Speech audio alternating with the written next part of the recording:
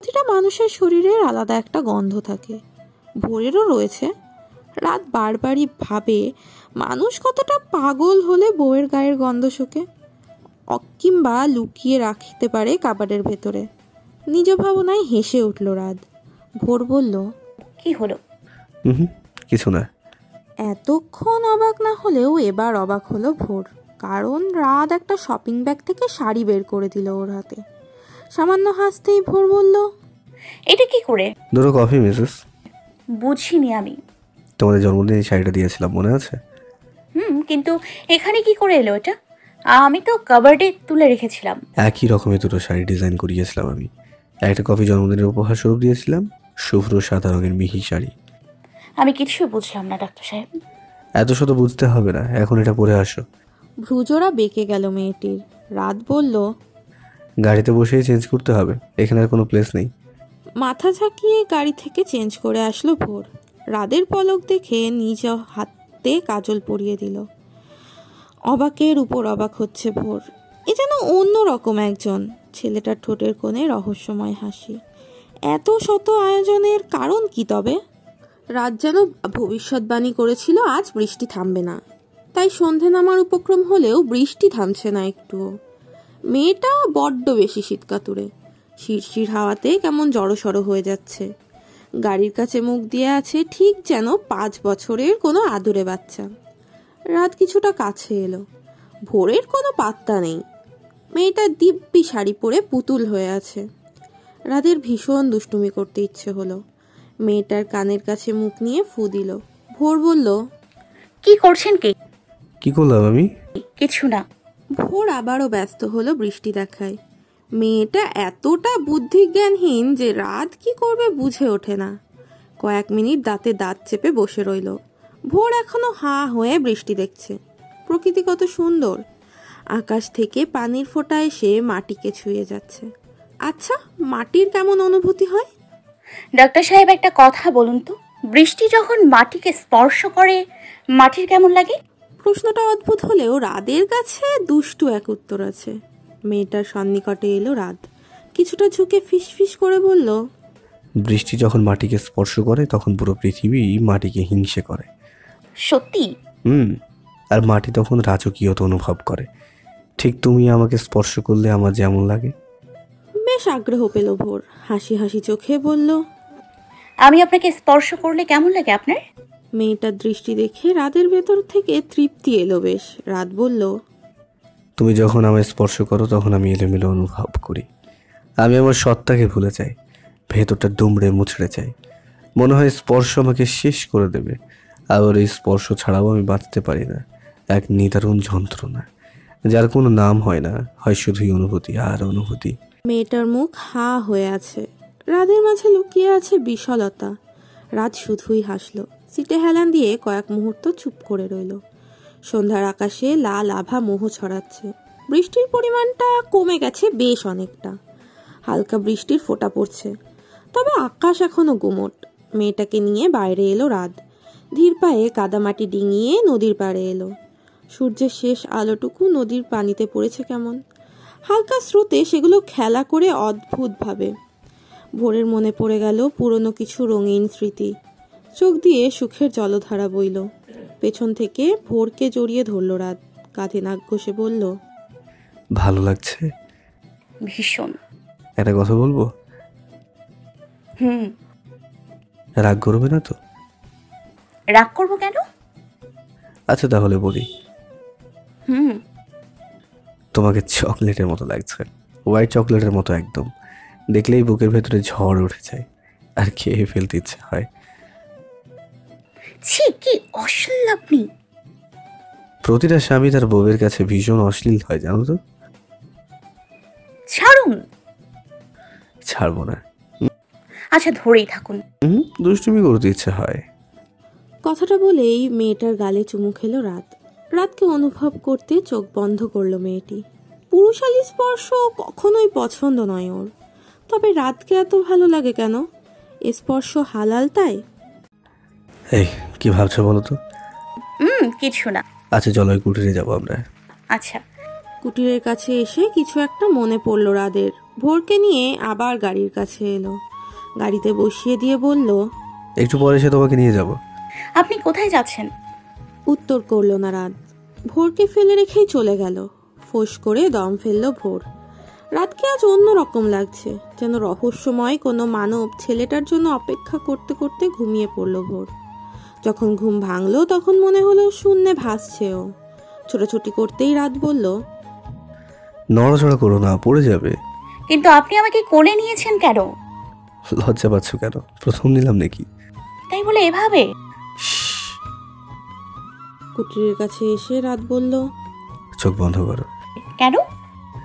বেশি কথা বলো না তো, যা বলছি তাই করো। চোখ বন্ধ করলো ভোর। রাত ওকে কুটিরে নিয়ে গেল। মেয়েটার সাথে রাত এমন অদ্ভুত কাণ্ড করবে তা বুঝতেও পারেনি ভোর। সবিনিময়ে মেয়েটির ঠোঁটে চুমু খেলো ছেলেটি। লজ্জা পেয়ে ভোর বলল, কি করছেন কি? যা দেখছো আর অনুভব করছো, আপনি বউকে কাছে নেওয়া অপরাধ বুঝি? তাই বলে এভাবে? এভাবেই। রাদের কথা মতো সামনে তাকালো ভোর। কুঠিরের মাঝে কাঠ দিয়ে আগুন জ্বালানো হয়েছে। ভাঙা জানালা দিয়ে পশ্চিমা আকাশের ঘন কালো আধার দেখা যাচ্ছে। মাঝে মাঝে উকি দিচ্ছে চাঁদের রোদ্দুর। লাল আভা যেন বুকে বিঁধে যায়। হালকা করে মেঘ ডাকতেই শরীর কেঁপে উঠল মেয়েটার। ভোরকে নামিয়ে দেয় রাত। লতা পাতা দিয়ে বেশ রোমাঞ্চকর কুটিরে পরিণত হয়েছে। কয়েকটা বুনো ফুলও ফুটেছে, আবার কয়েকটা নেতিয়ে আছে কচি পাতার বুকে। ধীর পায়ে এগিয়ে যায় মেয়েটা। লতা পাতার গায়ে জমে থাকা বিন্দু বিন্দু পানি স্পর্শ করতেই ঠোঁটের কোণে স্মিত হাসি ফুটে উঠল। মেয়েটার সজীবতা দেখে তৃপ্ত হয় রাত। এক ধ্যানে তাকিয়ে থাকে বেশ কিছুটা সময়। বড্ড আবেগী মেয়েটা। একটু সুখ পেলেই কেমন আষ্টেপৃষ্ঠে ধরে।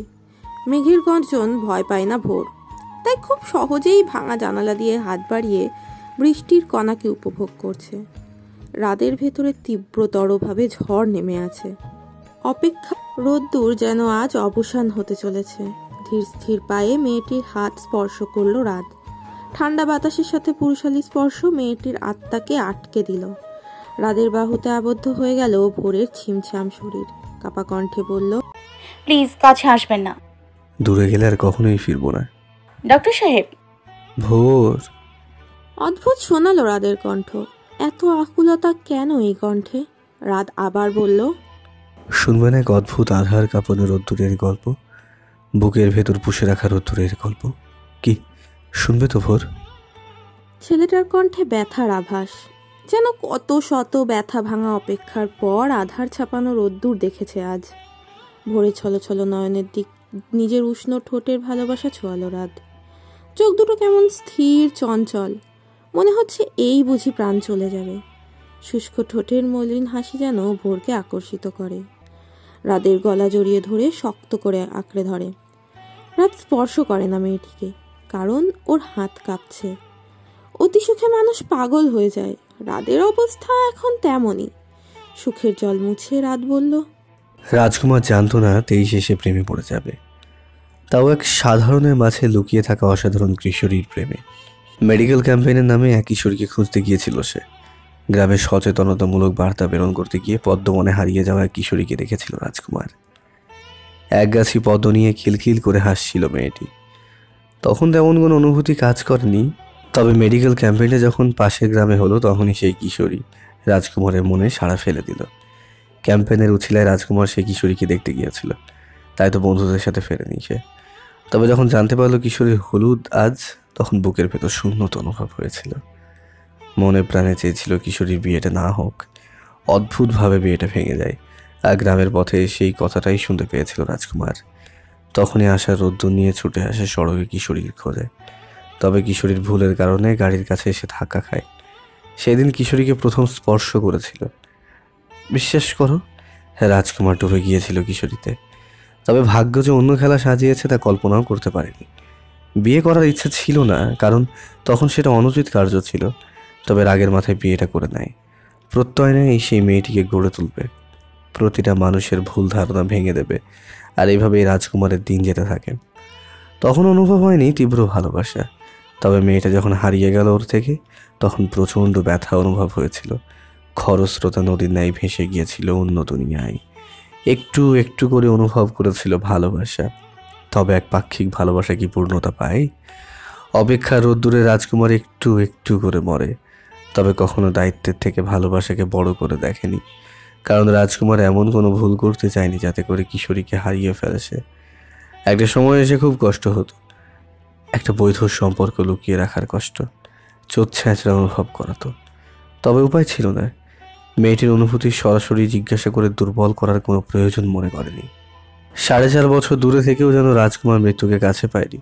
তবে মরণ যন্ত্রণা বুকের ভেতর সবসময় তাড়া করে বেড়াতো। একটা সময় পর অধৈর্য হয়ে পড়ল। সিদ্ধান্ত নিল এমন কিছু করার যাতে করে সেই মেয়েটি নিজের অনুভূতি জানান দেয়। তবে মেয়েটা এতটা শক্ত মনের যে কিছুতেই ব্যক্ত করবে না তার অনুভূতি। হঠাৎ করে যখন সমস্ত ভালোবাসাকে উজাড় করে দিয়ে অধিকার চাইল, তখন রাজকুমার অন্যত্র হারিয়ে গেল। আকুলতা ভরা দৃষ্টিতে প্রেমময় রোদ্দুর নিয়ে তৃষ্ণার্ত প্রেমিক তার প্রেমিকাকে আজ বলতে চায়, আমাকে নিয়ে চলো তোমার ভালোবাসার রোদ্দুরে। শিশির ভেজা সকালে ভোরের ঘুম আলগা হতেই নিজেকে আবিষ্কার করলো রাদের বুক পাঁজরে। এই প্রথম একসাথে রাত্রি যাপন করেছে তারা। ভালোবাসার শুরুটা হলো ছোট্ট ভাঙা কুঠিরেই। হাই তুলতে থাকে ভোর, কেমন করে বেঘরে ঘুমাচ্ছে রাত। একটু করে ঝুঁকে নিল মেয়েটা। হঠাৎ করেই রাদের নাকে নাক ঠেকিয়ে দিল। চোখ মেলে তাকাতেই মেয়েটার অদ্ভুত সুন্দর চোখ দেখতে পেল রাত। এক হাতে চেপে ধরে নিজের বুক পাঁজরে। ছোটাছুটি করে ভোর। রাত বিরক্তির সুরে বলে, সারাক্ষণ তো ছুটোছুটিই করে গেল, এতটা আনরোম্যান্টিক কেন তুমি? আনরোম্যান্টিকই ভালো। পৃথিবীর একমাত্র বউ তুমি যে কিনা আজ তো এক আনরোম্যান্টিক। 1 মিনিট, আপনি কি করে জানলেন যে পৃথিবীর সব বউ রোম্যান্টিক? বোঝা যায় এটা। অনেক বোঝাবুঝি হয়েছে, এখন আমাকে উঠতে দিন। না, দিব না উঠোতে, আমি এখন ঘুমাবো। সারা রাত কি ঘুমিয়ে পেট ভরেনি? পেট ভরেছে, তবে মন ভরেনি। এমন দুষ্টু বউ থাকলে মন ভরবে কি করে? তো আরেকটা বউ নিয়ে আসুন। বললেই হলো, আমার একজনেই সুখী। ফুরফুরে হাসলো ভোর।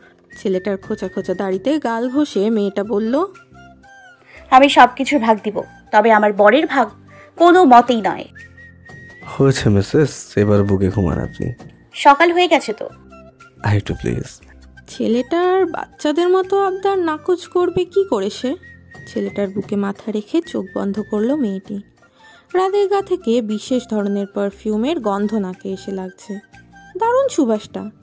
আর একটু সকাল হলে উঠে যায় দুজনে। খড়ের বিছানায় এই প্রথম ঘুমিয়েছে ওরা। তবে বেশ ভালোই ঘুম হয়েছে। হাই তুলতে থাকে রাত। নিজেকে ঠিকঠাক করতে করতে ব্যস্ত ভোর। হ্যাচকা টান মেরে মেয়েটিকে সন্নিকটে টেনে নিল রাত, যার ফলে আবারও এলোমেলো হয়ে গেল শাড়ি। মুখ দিয়ে বিরক্তির শব্দ করে বলল ভোর,